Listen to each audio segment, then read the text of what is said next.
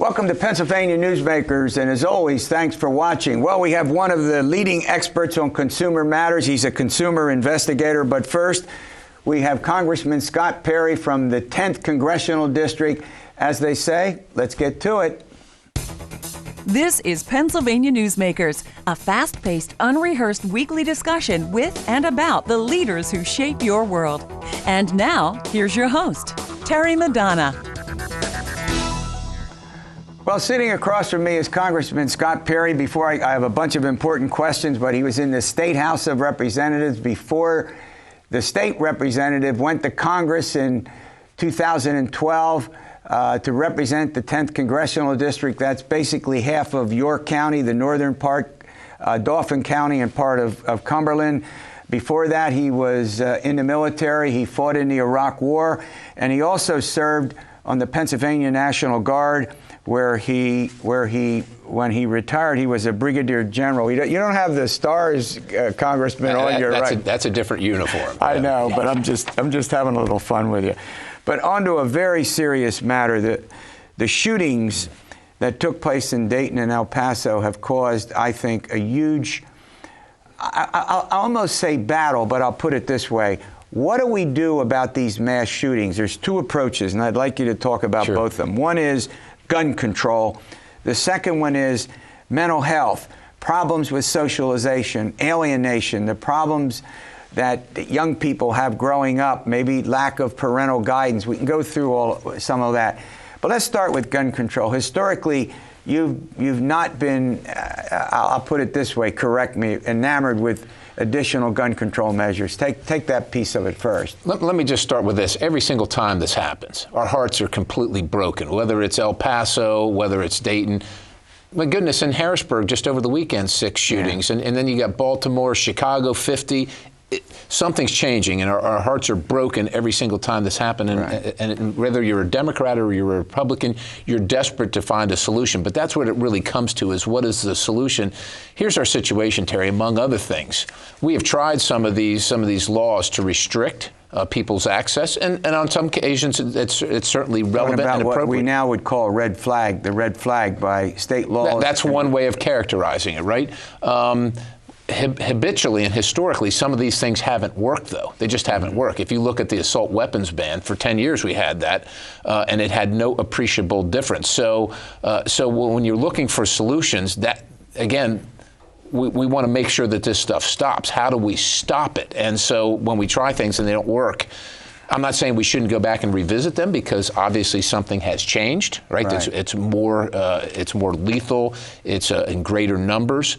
And so I'm not saying things haven't changed. So we could and should go back and look at it. But what we should really be looking for is solutions, as opposed to things that make us feel good. Give me 2 or 3 of the ones that you would propose. Well, okay. So one of the things I do, I really engage with our schools. As a matter of fact, school safety and making sure that educators, and not just educators, but the whole faculty and staff, is equipped with the information they need. We just held a forum with the United States Secret Service in Middletown and it represented nearly every single school district in the 10th Congressional District about how to do a risk assessment. And it's amazing that the things that you will learn about how that's done and what should be done, and preconceived notions that you have about things that might be important to you that are more important to others or not important at all, and how they may manifest themselves in acting out. So that's one thing. The other thing, quite honestly, is engaging with public officials all across the spectrum.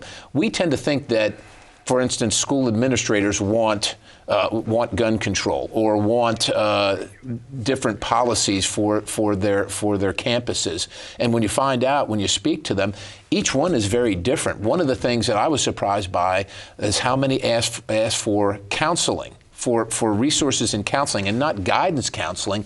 But the issue that they would describe to me is that students won't tell on their fellow student, even if they're not really a friend, just something they're observing because of the social pressures. They want somebody that they can talk to that's not necessarily an adult, but isn't another student, but they can impart the information. This person's at risk here. So what you're suggesting to me is that that the gun control thing is sort of, in your case, I mean, you willing to relook at universal background checks? I think we should look. But let's talk about universal background check. The two individuals in question right now in those two most recent shootings had so maybe what we need to look at is what's in the background check. Yeah, right. Point. If you can get past the background check and do that, then what's the efficacy of the check itself?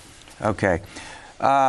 Well, what do you think is going to happen? I mean, what surprises me is the partisanship that is taking place in the wake of all of this, which seems to me, I mean, it's unfathomable. Why can't we just, Democrats and Republicans, forget the politics? Let's mourn and go through the grief, and then in Congress, we don't even get through the grief, and the families don't even get through the mourning, and that is unacceptable, and it's disrespectful. But that having been said, again, I think what we really need to do as Democrats and Republicans is get together and find out and talk about what solutions actually work, even if we got to pilot some of them and try them out, as opposed to just using the issue to get where we want to politically, which doesn't save any lives and hasn't saved any lives, unfortunately.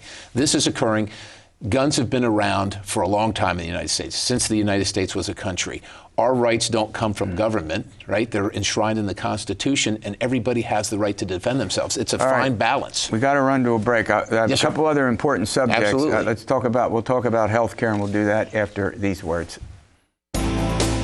This broadcast of Pennsylvania Newsmakers is presented by the Pennsylvania Chamber of Business and Industry, the statewide voice of business, and by the Pennsylvania State Education Association and Partners for Public Education, bringing the power of a great education to our schools, our students, and our communities.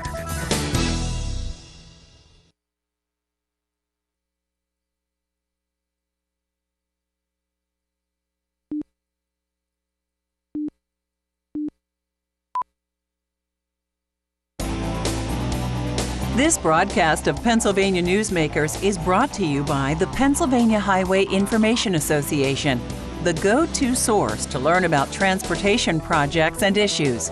Please visit pahighwayinfo.org. And by the Pennsylvania Manufacturers Association. Business in Pennsylvania is our business. All right, I'm talking with Representative Scott Perry, represents the 10th Congressional District in the state of Pennsylvania. All right, let's change subjects to health care. There's a big debate going on, certainly among the Democratic candidates for the presidency, about Medicare for all, get rid of all private insurance. 180 million Americans would lose their insurance, be under a government program versus a public option. In general, what do you think, what reforms should be made, if any, to the current healthcare system? Obviously, we're still under the Affordable Care Act. Well, let me just close out the last segment by saying this about Republicans and Democrats and firearms and so on and so forth. It's not a Republican issue. It shouldn't be a Democrat issue. This is a community issue for all of us to be concerned about and engaged in. That having been said, with healthcare, Medicare for all, the cost of it, and the loss of, I read in the New York Times, 250 million Americans, maybe between 180 and 250 million Americans losing their health care. And a couple things really come to mind here. Every single one of us pays into Medicare, and Medicare itself has some perilous financial waters to get through in the future. Bankrupting that and walking away from our promise to seniors is unacceptable to me. They have paid in, and they shouldn't have to go to the back of the line to receive their health care. That having been said, the cost of it, $30+ trillion. We are $22 trillion in debt, and no candidate seems to be discussing how we're going to pay for this. And then there's access to care. So let me just say this, Terry. The one thing that I'm working on right now is the cost of insulin, and we've seen it spike up. Oh, right? Absolutely. And people have to have it. It's not like you can say, well, I'm not going to take my insulin. Well, the rise today. in prescription drug costs in general has been a huge issue for the residents of this country. Absolutely. And we're working on that right now. We're trying to go through CMS, obviously, to get all the facts on it. I am not an expert, so we want to make sure that whatever policy we offer, we don't make things worse. But there's obviously a problem when people are choosing to not take their insulin because they can't afford it. That is unacceptable. One of the problems appears to be the lack of competition. Let's go back to Medicare for a minute. Sure. given the fact that there are millions of Americans without coverage, would you support either lowering the age, you know, so that other people could qualify? You'd still keep your own health care if you have it. The 180 million, that's a number and you're right, I've heard that number 180 million Americans have you know, their own private insurance. Would you support reducing the age for Medicare to include other people so that we could help some of the folks who don't have coverage? We want to help every single person that we can. Somehow this has to be afforded, and know this too as well, Terry.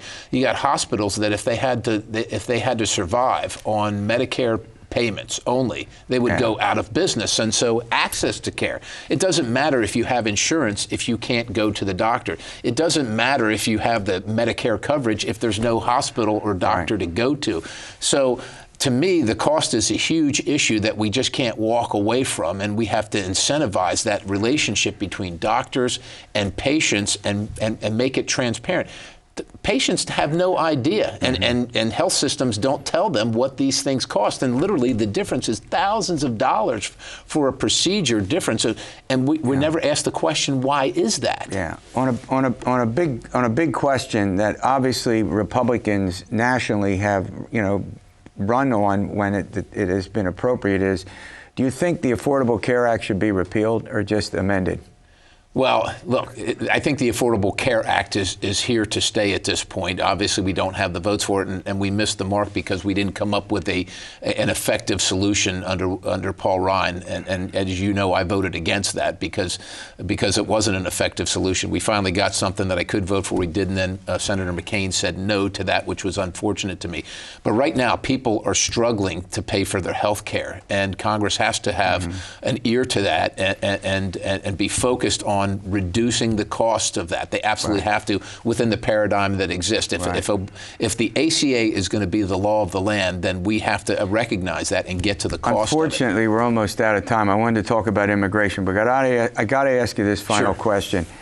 In 30 seconds, if you can, how would you assess the Trump presidency? You know I have to ask that question. Absolutely. Listen, most people, I think, you can't deny how great the economy is, the best economy in 50 years. Every single metric that is stated has gone in the way that people want it to. Their lives are better, wages are going up, opportunities going up.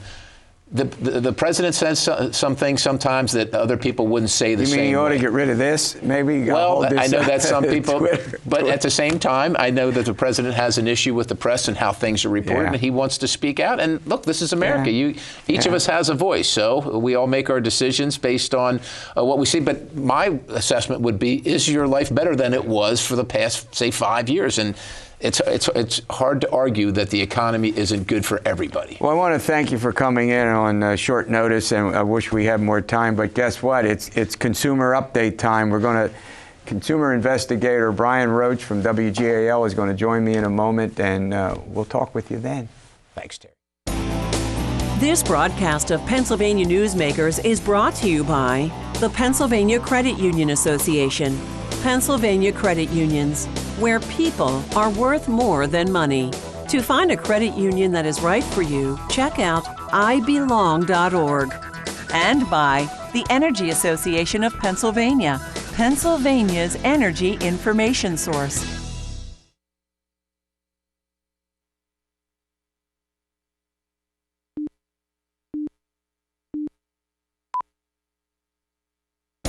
This broadcast of Pennsylvania Newsmakers is brought to you by the Association of Pennsylvania State College and University Faculties, representing the faculty and coaches who are devoted to providing quality public higher education for Pennsylvania's college students.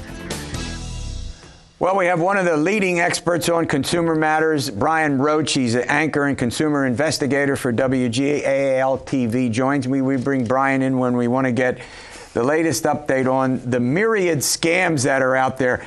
So in order to save time, I'm just going to go right to it. Social Security scam call. Do I got that right? You have absolutely right. It was about a year or two ago I sat here with you and we talked about the #1 scam in the land at the time, the IRS scam. Well, now the scammers have found another government agency to try to use against us. And about a year ago, last summer, the Social Security scam calls started to occur, and it's like an epidemic now. They call people and they tell them that their Social Security number has been compromised, maybe involved in a drug investigation somewhere down in the southern part of the U.S., and now that they need to get involved, otherwise an arrest warrant will be issued for them. But you can buy your way out of it by sending money. And a lot of people fall for this because think about senior citizens who rely on their Social Security check for all or part of their monthly income. And when you threaten a law-abiding citizen who's never dealt with this kind of issue before, of course they're going to get scared, they're going to get very emotional, they're going to do everything they can to protect that. Just a couple of days ago, I talked to another woman. She fell for this. She lost $3,000. You got to be kidding me. Oh, that's just not 300? No, 3,000. And that's a small figure, Terry. I've talked to people who've lost $6,000 and $9,000 because they want to do anything. If Social Security wants to get a hold of you, what will they do? Send you a letter. And go to your Social Security office, maybe, right? They will send you a letter and say, please contact us, come into the Social Security office, we have a little bit of a problem. One other thing to mention, your Social Security number can never be suspended or taken away from you. It's yours until you die. I hope you all call. I got the call, by the way. I hung up immediately. Good for you. But that leads me to another topic that we can't get away from. Every day, actually on my iPhone as well as my home phone, I'm getting these robocalls. And sometimes, now I can look, sometimes it comes in with the name of a person from an area not that far from where I live. That's called neighbor spoofing. What they want to do is they want to try to... Neighbor spoofing, I love that. Get a number from your area code, and sometimes it's someone's real telephone number, and they have that display on the caller ID to make you think, oh, that's a local call. Because if you see an 800 number, you're going to say that's a telemarketer. Or if it says scam right on there. Well, some of them will say scam, but they want to use these local phone numbers to get you to pick up the phone. And a lot of people don't realize the technology they have is phenomenal. A scammer can get a laptop computer, load that with certain software, and they make calls. They're not phone calls. They're calls that go over the internet. And they can't be traced because they bounce them 7, 8 places around the globe. And then, also within that program, they spoof the telephone numbers, and they can spoof, as you saw, neighbors. They can even spoof your telephone number. All right, let me look. It is. Am I wrong? Is it illegal? Sure, of course it is. On this, but why isn't the government or the phone companies doing something? Is that a dumb question? It is not a dumb question, but it's a legal question. For the FCC is doing as much as they can. We're getting into a long situation here, but the phone companies cited a 1934 law a little while ago that said, well, you told us we can't stop these things. Well, now the FCC has said to them, stop them. We're not going to do anything to you, but they haven't taken any formal action at this point. However, the FCC is starting to tell the telephone companies a kind of a threat. If you don't do something soon, we will finally take action against you. We're not done with this. I have another question. No, not done with it in general, but I have another question. But first, we're going to run to a break. This broadcast of Pennsylvania Newsmakers is brought to you by the Pennsylvania Medical Society. Inspired physicians committed to the good health of Pennsylvanians and the advancement of the practice of medicine. And by the Pennsylvania Healthcare Association, the future of long-term care.